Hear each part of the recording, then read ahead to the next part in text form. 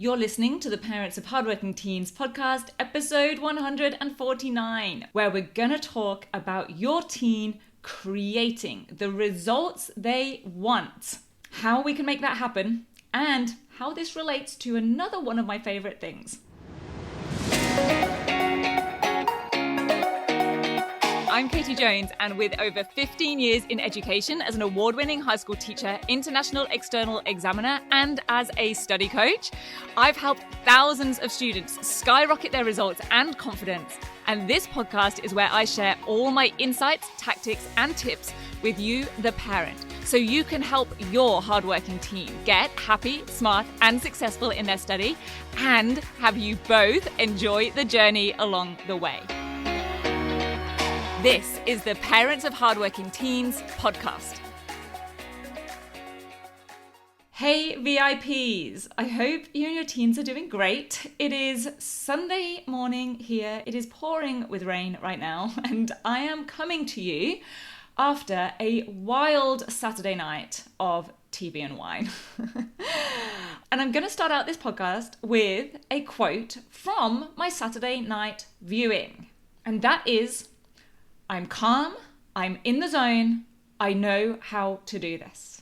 Any guesses on who spoke those words? Those are not the words of a top surgeon about to save a life in a medical drama. It is not from a gold medal winning Olympian. It is not Benedict Cumberbatch decoding in The Imitation Game. I nearly forgot the name of that movie then. It's one of my favourite movies. But it is the words of the 2025 Great British Bake Off winner. Yes, me and my husband, we spent our Saturday evening partying hard to the Bake Off on binge, getting our fill of a bit of English humour, some feel-good vibes of the average person pursuing a little bit of a dream. Plus, of course, cake, which is my kind of combo all up. And this was Jasmine, who was launching into getting all her utensils and her recipe and all the ingredients out on her workbench for the showstopper round, the final round of the grand finale. Those were her words to herself. And they struck a bit of a chord with me because it occurred to me that those are the words that I would love students to be able to say to themselves. To genuinely be able to say out loud or say in their heads, not just trying to kid themselves into believing it like some kind of mantra, but because those are pretty much the exact words I would love students to be able to say to themselves, whether they are about to start writing an essay, whether they're about to walk into an exam hall, or whatever it is that they are about to tackle in their study. Maybe it's just getting a piece of homework done that they're not particularly looking forward to. Whatever it is, I want them to be able to genuinely say out loud or say to themselves in their heads, not just because they're trying to kid themselves into believing it like some kind of mantra, but because they are just commentating on the reality that's inside of them. Because you could tell she believed it. It wasn't some big grandiose gesture. It was just something she was saying to herself, but you knew that it was the truth and she wasn't faking it. It wasn't just like when you tell your teen before their exam, hey, don't worry, you're going to ace it, because you don't want them stressing, when in the back of your mind, maybe you're not exactly sure that they are going to ace it. And let's be honest, neither are they. And I don't want to have to try to placate students or, let's face it, lie to them to try to make them feel better. I want them to feel better, genuinely, more positive, more confident, more calm, have more self-belief. And I want that to be real. Real because they have the skills, like Jasmine did on the Bake Off. She knew the method that was needed. She had a recipe, she had the skills, and she practiced.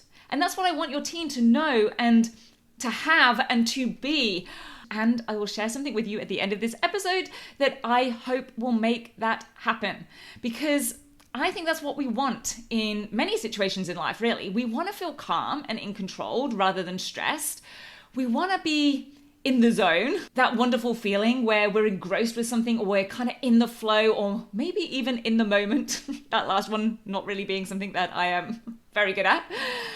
And we want to know how to do whatever the thing is that we're trying to do, that we're working on. We want to know that we have the skills and the tools to get the job done. We want to feel competent. We want to be competent. We want to be able to determine the best strategy to tackle something, or dare I say it, go further and have mastery over those skills, the strategies, the techniques, so that we can produce not just an adequate or competent outcome, but the best possible outcome. And I talk about this a lot, do it in the most efficient way. And it's just occurred to me, it didn't occur to me last night, but it's just occurred to me now as I say that half of the challenge of those challenges is the time limit. I'm sure that all the participants could do an amazing job of whatever it is they're making and baking if they had all the time that they wanted, which is why I think most students tell me that they prefer assignments over exams, because there's that space, the headspace and the time space to think, to make adjustments, to change your mind, to improve, to tweak, maybe even start again if needed. There was definitely someone who had to chuck something away for some reason and start baking that part again. And there isn't that luxury in an exam. And on the flip side, although it's nice to have that luxury when it comes to take-home tasks and assignments and essays, I also don't want students to be, restarting more than necessary, to having to tweak and edit and change and, add in more detail and then be trying to edit things back out because they've gone over the word count. We don't want all of that extra effort and time consumed if it's not necessary. And when we consider the bake-off contestants get to practice their showstopper at home before the recording, and students can practice with past papers, but they can't practice their actual exam answers, their responses to questions when those questions are unknown and they don't know what's going to come up on the exam. So it's even more important that they have the right skills and techniques, and they've got the tools and they know how to use them effectively and accurately and efficiently and with a high degree of skill. And none of those things that I've listed are standalone skills or elements or concepts or understandings. They are all interlinked. And I did a podcast episode on this idea that everything is interlinked and everything builds on each other and it is interwoven. It's on an episode called The Skill Web. I will drop the link in the show notes for you so you can go check that out.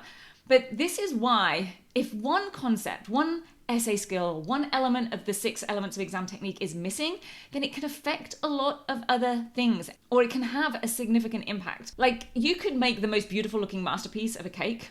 I couldn't, but people can. But if you don't know how to select and combine flavors, it's going to be all show and no taste. Maybe your teen has lots of good knowledge about the latest English novel that they're studying, but they aren't able to properly answer the question or address the highest level criteria of the essay they then have to write on it. Or let's say you have all the recipe ingredients for the cake, but you don't really know how to combine them or what to add or mix first or what method to be using. Like when I see students with lots of subject knowledge, but they don't really know how to apply it to the specific wording of exam questions. And there are multiple elements, ingredients, and ways to mix them to create different results and certain ways to do it that are going to create much better outcomes and do it in a much more effective and much more efficient way. And I want your teen to have the right tools and be trained in the best strategies and techniques and have the understanding of how everything works. Why are we mixing those 2 ingredients together first? How does this stuff work when we put it in the oven at a certain temperature? So they can make the best decisions and create their best possible responses when it comes to exam questions or open tasks or those more creative assignments or writing essays, whether they're seen or unseen, and can craft extended responses like analytical and comparative writing. They can make their revision really effective and efficient and make their everyday study way more strategic, way more intentional, way more outcome-oriented, so they get their best possible results without adding unnecessary stress or struggle or unnecessary time is wasted along the way. And I think the reason that quote kind of stood out to me in this whole analogy of like the baking and the cake making is because I have been working on something new for your teen, and it is called the Results Lab.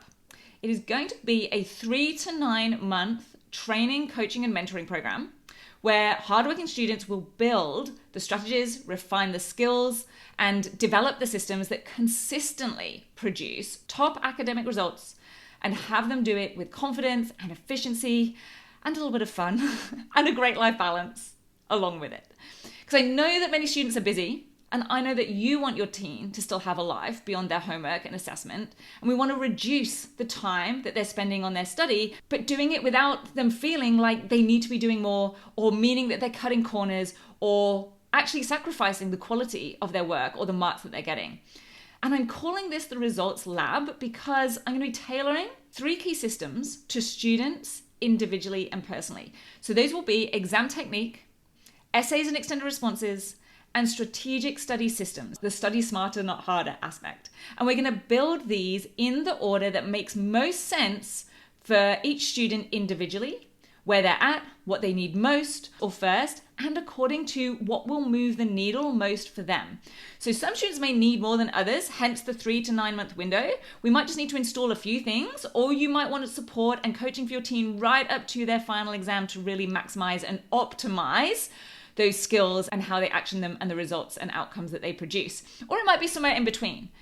But here's the other thing about the name Results Lab. Do not worry, there will not be any experimentation happening in this lab. I've essentially done all of that already on tens of thousands of external exam papers and the hundreds of hours of exam board training and moderation and panel work that I've done over the past 15 years. So there will simply be a carefully calculated and curated combination of skills and systems and the understanding of these delivered to your teen along with support and guidance as they implement them. Now, what I really don't want is for your teen to be doing their own random experimentation for themselves, i.e. guessing their way, which I know is what is happening for a lot of students at the moment. They're kind of guessing their way through their high school years. I certainly don't want that happening in their senior assessments or final exams. Because honestly, if I'm being a little bit blunt, that is what I see happening for a lot of students. It doesn't always feel like it, but if I ask them some pointed questions about exactly what are they doing, why are they doing it, and how are they doing it, it's kind of what is happening. They're taking their best guess.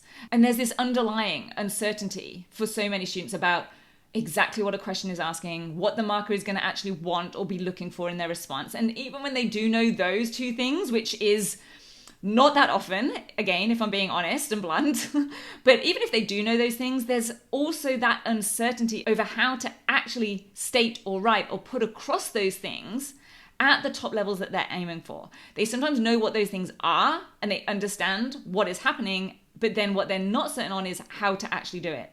And I do not want your teen study to be one long drawn out experiment that is based on a little bit of this and a little bit of that, and some of it works out great and some of it is maybe a minor explosion. And actually that could be kind of a good thing or a bad thing, couldn't it, when you think about it? Like amazing or total disaster, who knows? Or sometimes it's just this drag or drain on their time with like this little tiny fizzle at the end, very little reward at the end. And I want them to have steps and systems and strategies and someone to ask, hey, am I doing this right? Or what am I supposed to do here? Or someone to even jump in and go, oh my goodness, do not do that. It is going to cause a disaster. Or yes, you could do it that way, but here's what I would do instead that's going to give a much better result. And I want them to do that while they still have time and without them having to put together some of their own random concoctions.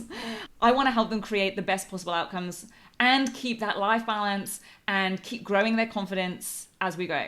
So this is going to be a small group of students. I'm taking a maximum of 8 students for this, with each student getting lots of personal attention from me. So if you'd like to find out more, you can email support@rocksolidstudy.com with any questions or just to ask for more information, and we'll be sure to get back to you. The deadline to join is Monday, the 16th of March. And then we're going to be diving in and start creating, not concocting, creating and crafting those results. So here is 2. Less guesswork and experimentation, much more certainty, more confidence, more marks, more cake. That maybe can't hurt along the way. That can definitely help. And definitely a lot more enjoyment and calmness along the way. I'm going to go grab a cuppa and whatever the closest thing I have to cake in my house right now. It's actually, I can tell you what it's going to be. It's going to be a banana bread and a walnut muffin. Yes, I did make them myself. But that is the extent of my baking ability. It has to all be able to go into one bowl, get mixed and get put in the oven and be pretty simple baking. Thankfully, my examiner and study coach and teaching abilities run much higher and further than my cooking skills. But anyway, have a brilliant rest of your week, and I will see you back here next time for another episode. Take care. Bye.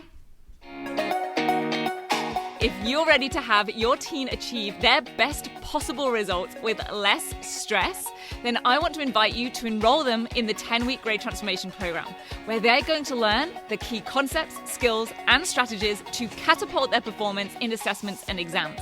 It's risk-free. They either achieve bigger and better results with a whole lot more confidence in 10 weeks, or we refund you in full. Just head over to www.rocksolidstudy.com/program, and I'll see you there.